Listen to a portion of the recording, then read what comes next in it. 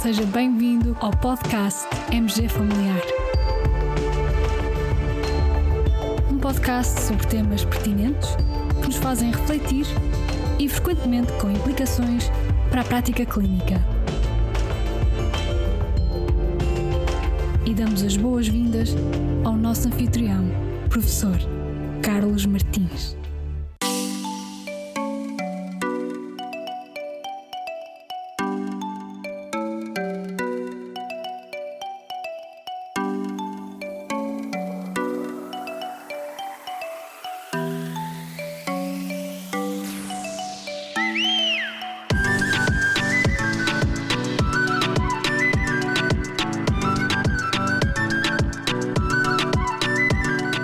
Olá e sejam bem-vindos a mais um episódio do podcast MG Familiar. Hoje trago-vos um tema que afeta mesmo muitas pessoas: dor lombar ou lombalgia.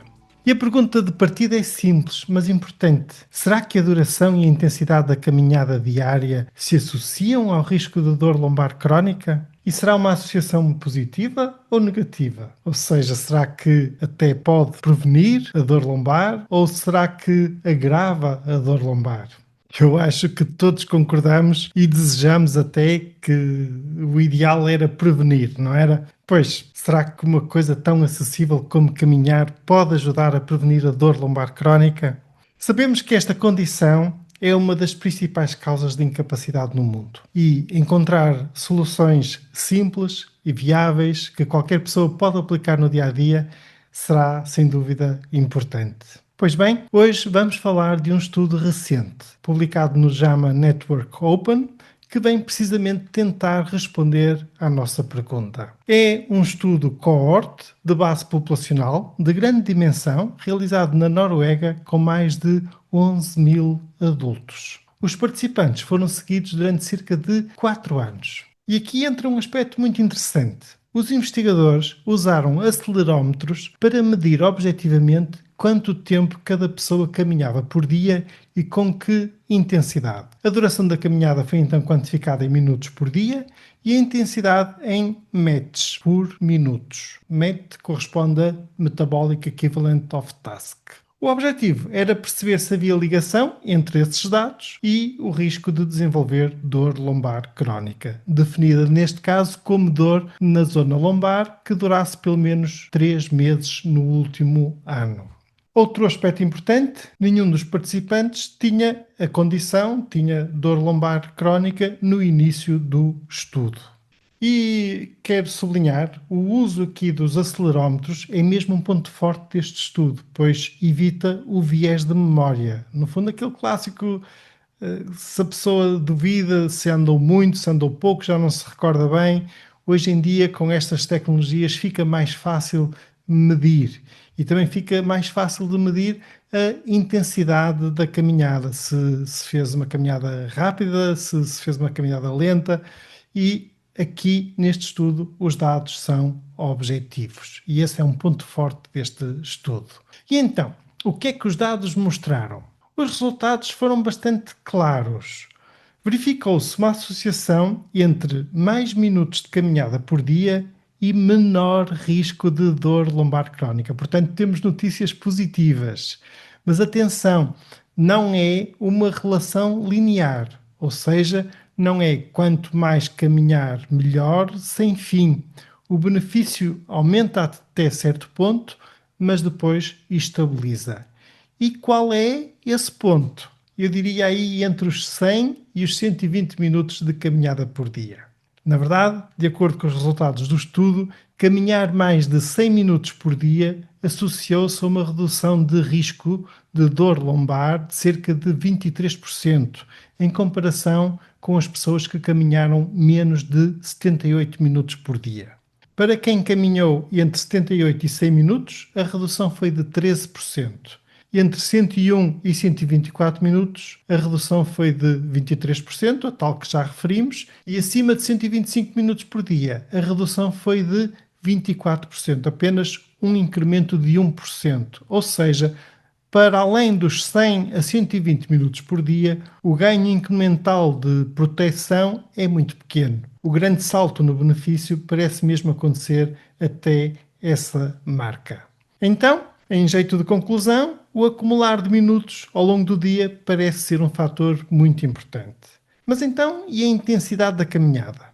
Será que andar mais depressa ou com mais esforço faz diferença? Sim, à primeira vista também houve uma associação positiva. Caminhar com mais intensidade esteve ligado a uma redução do risco entre 15% a 18%. Mas depois, os autores foram ainda mais longe. E aqui vem também um outro ponto forte deste estudo e muito interessante. Os autores ajustaram os modelos estatísticos para avaliar o efeito da duração e da intensidade em simultâneo, ou seja, controlar um enquanto se avalia o outro. E o que descobriram?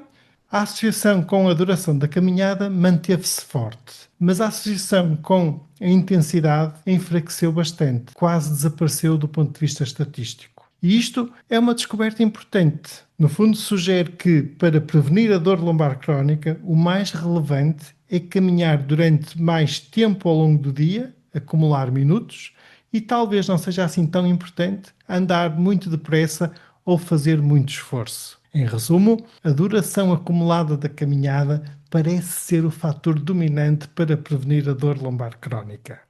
E, do ponto de vista prático, temos aqui um estudo de grande dimensão, bem desenhado, com medições objetivas, que mostra que caminhar regularmente, especialmente se atingirmos os 100 minutos por dia, está associado a uma redução significativa no risco de dor lombar crónica. E talvez o mais surpreendente seja mesmo isto: o tempo total parece ser mais importante do que a intensidade. Claro que, como qualquer estudo observacional, não prova aqui uma relação de causa e efeito de forma definitiva. Pode haver outros fatores em jogo, como o estilo de vida, alimentação ou outros hábitos que não tenham sido captados neste estudo. Mas os autores fizeram várias análises de sensibilidade e os resultados mantiveram-se consistentes. E isto também dá mais força às conclusões. Em jeito de mensagem final, podemos dizer que promover a caminhada como estratégia de saúde pública é económico, é barato, é acessível e pode ter impacto real na prevenção da dor lombar crónica, uma condição que afeta tantos dos nossos pacientes. E se o que parece contar mais são os minutos acumulados ao longo do dia, então pequenas mudanças na rotina podem fazer a diferença. Usar mais as escadas, fazer uma caminhada depois das refeições, dividir o tempo da caminhada em blocos mais curtos ao longo do dia. Tudo isso podem ser dicas práticas que podemos passar aos nossos pacientes e que os ajudarão a somar minutos e, quem sabe, melhorar o seu bem-estar ao nível da coluna lombar a longo prazo. Caros colegas, como sempre, partilhamos com este episódio o link de acesso ao estudo original e muito obrigado por nos ouvirem. Se gostaram, partilhem com os vossos colegas e amigos e fiquem bem, continuem bem. Até ao próximo episódio.